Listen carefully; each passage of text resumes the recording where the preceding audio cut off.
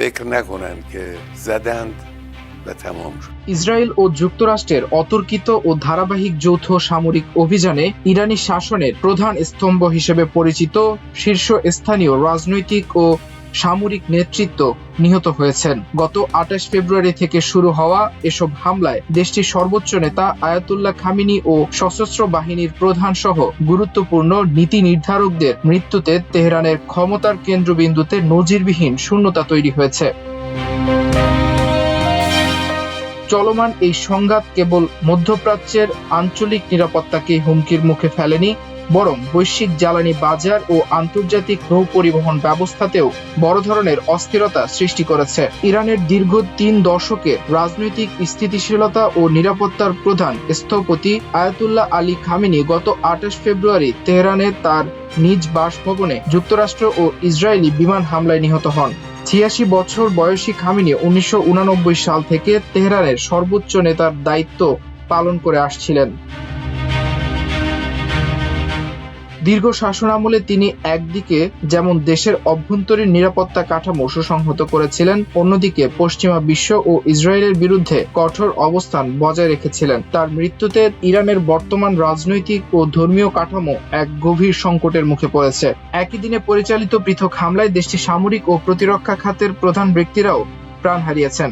Islamic revolutionary guard corps আইআরজিসির প্রধান Mohammad Pakpour এবং প্রতিরক্ষা মন্ত্রী আজিজ নাসিরজাদে ওই অভিযানে নিহত হন।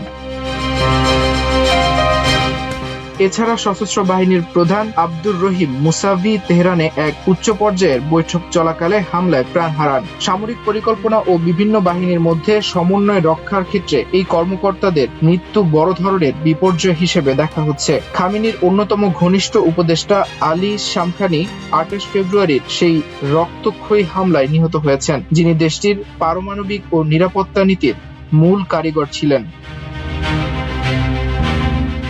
হামলার এই ধারা অব্যাহত থাকে চলতি মার্চ মাসেও। গত ১৭ মার্চ পারদিস এলাকায় এক বিমান হামলায় নিহত হন সুপ্রিম ন্যাশনাল সিকিউরিটি কাউন্সিলের প্রভাবশালী নেতা আলী লারিজানি। এ সময় তার সঙ্গে তার ছেলে ও এক সহযোগীও প্রাণ হারান। লারিজানি দীর্ঘদিন ধরে ইরানের পররাষ্ট্র ও নিরাপত্তা কৌশল নির্ধারণে খামেনির বিশ্বস্ত পরামর্শদাতা হিসেবে কাজ করেছেন। একই দিনে অভ্যন্তরীণ নিরাপত্তা রক্ষার দায়িত্বে থাকা বাজিস প্যারামিলিটারি বাহিনীর প্রধান গোলাম রেজা সোলাইমানিও নিহত হন। সর্বশেষ গতকাল বুধবার ইসরায়েলি হামলায় ইরানের গোয়েন্দা মন্ত্রী ইসমাইল খতিবের মৃত্যু হয়েছে। কট্টরপন্থী এই ধর্মীয় নেতা খামেনির অত্যন্ত আস্থাভাজন হিসেবে পরিচিত ছিলেন এবং দেশের গোয়েন্দা তৎপরতা নিয়ন্ত্রণে তার ভূমিকা ছিল অপরিসীম। বিশ্লেষকদের মতে ইরানের রাজনৈতিক ও সামরিক কাঠামোর এই শীর্ষস্থানীয় ব্যক্তিদের একসঙ্গে হারানো দেশটির ইতিহাসে সবচেয়ে বড় প্রশাসনিক বিপর্যয়। ক্ষমতার এই শীর্ষ স্তরে বড় ধরনের রদবদল ও শূন্যতা মধ্যপ্রাচ্যের ভূ রাজনীতিতে দীর্ঘমেয়াদী ও সুদূর প্রসারী প্রভাব ফেলতে পারে। মাল্টিমিডিয়া ডেস্ক, আমার দেশ।